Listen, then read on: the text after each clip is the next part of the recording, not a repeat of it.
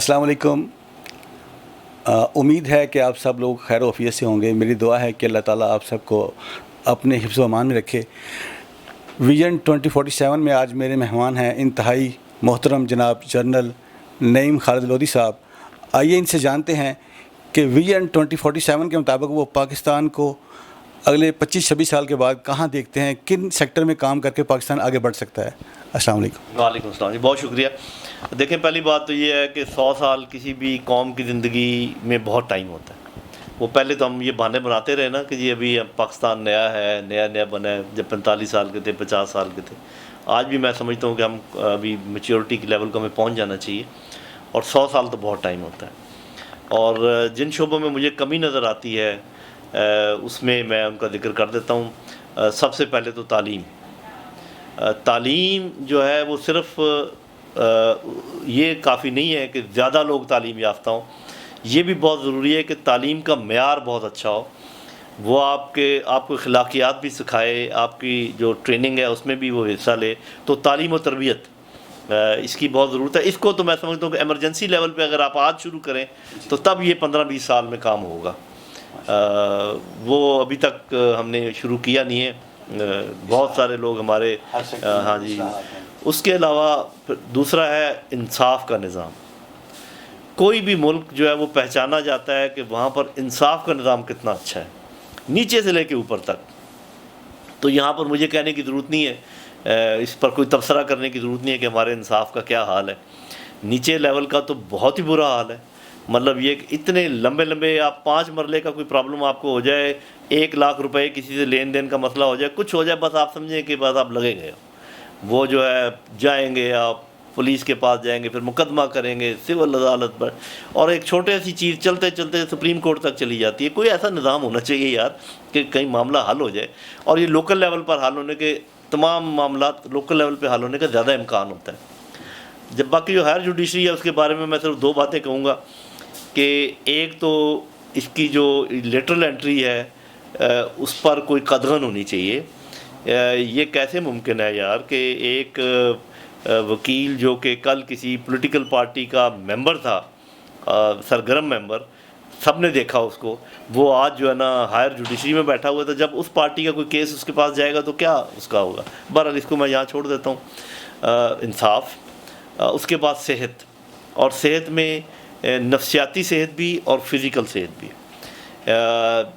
تو یہ جب تک آپ کا معاشرہ صحت, اور ویسے بھی ہم کہتے ہیں کہ صفائی نصف ایمان ہے, تو صفائی کا نظام اس کے ساتھ منسلک ہے صحت کے ساتھ. تو اچھا صحت مند معاشرہ اچھے صحت مند انڈیویجول سے بنتا ہے شخصیات.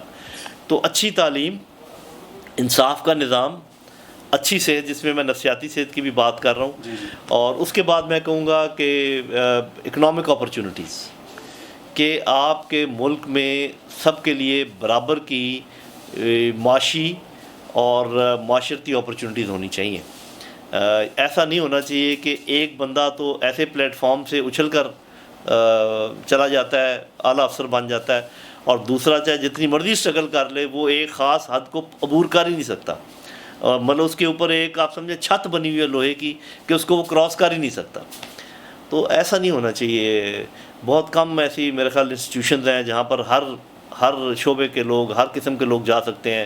گاؤں کے بھی جاتے ہیں, شہروں کے بھی جاتے ہیں. فوج میں سمجھتا ہوں کہ ایک ایسا ادارہ ہے.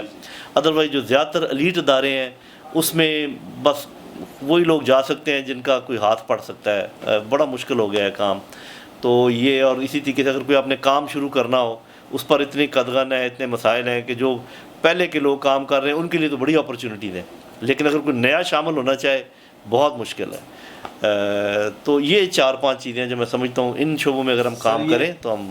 یہ یقیناً بہت اچھی چیزیں آپ نے کی ہے, نشاندہی کی ہے, لیکن یہ سرکاری اور اداروں کی ذمہ داری ہے. عام شہری کو آپ کیا میسیج دیں گے کہ آنے والے وقت میں وہ کیا؟ عام شہری جو ہے نا, عام شہری تو کسی معاشرے کے اندر ہی رہتا ہے نا. اس کا یہ پرابلم ہے عام شہری کا کہ اس کی لمیٹیشنز ہیں, اس کی حدود ہیں. وہ اس سے بڑھنے کی اگر کوشش کرتا ہے تو ذرا اس کو پرابلم پیش آتے ہیں. لیکن میرا خیال ہے کہ اپنے لیول پر اگر ہم اپنے اخلاقیات کو بہتر کر لیں, اپنے آپ کو تعلیم کے زیور سے آراستہ کرنے کی پوری کوشش کریں, اور یہ نہ دیکھیں کہ کسی نے میرے ساتھ کیا کیا ہے، آپ یہ دیکھیں کہ اسلام آپ کو کسی بھی سلسلے میں کیا کہتا ہے. آپ کی دوستی، آپ کی دشمنی آپ کے مذہب کی ریکوائرمنٹ کے مطابق ہونی چاہیے، چاہے آپ مسلمان ہیں یا کرسچن ہیں یا جو بھی ہیں، کیونکہ تمام مذاہب جو ہے نا آپ کو اخلاقیات کا سبق دیتے ہیں، تمام مذاہب آپ کو آپس میں بردباری کا سبق دیتے ہیں، امن کا سبق دیتے ہیں. تو میرا یہ خیال یہ کہ بجائے اس کے کہ ہم غصے میں بھرے رہیں اور ہر وقت بدلہ اتارنے کے چکر میں رہیں، تھوڑا سا اپنے دھیمے ہو جائیں، اخلاق کو ٹھیک کریں، مل جل کر رہیں، اور یہ جو ایک دوسرے کو کاٹنے والا معاملہ ہے اس سے دور ہو جائیں، تو میرا خیال معاشرہ بہتر کی طرف جائے گا. سر بہت شکریہ. آپ کے ماشاءاللہ بہت سارے اعزازات ہیں، لیکن یہ اعزاز ایک سامنے پڑا ہے، میں چاہتا ہوں کہ ہمارے ناظرین اس سے جی یہ جو ہے یہ جو شہداء ہیں فوج کے، جی جی ان کی یادگار ان کے اس میں بنی ہوئی آنر میں، یہ ہر کور میں بھی ہے، لیکن مین جی ایچ کیو میں بنی ہوئی ہے. جی تو یہ جی ایچ کیو میں جو یادگار بنی ہوئی ہے اس کا یہ ریپلیکا ہے، اور یہ chief of army staff general Javed Qamar Bajwa صاحب نے مجھے خود اپنے ہاتھوں سے عطا کیا. سر ویژن 2047 میں آپ کا بہت شکریہ. Thank you.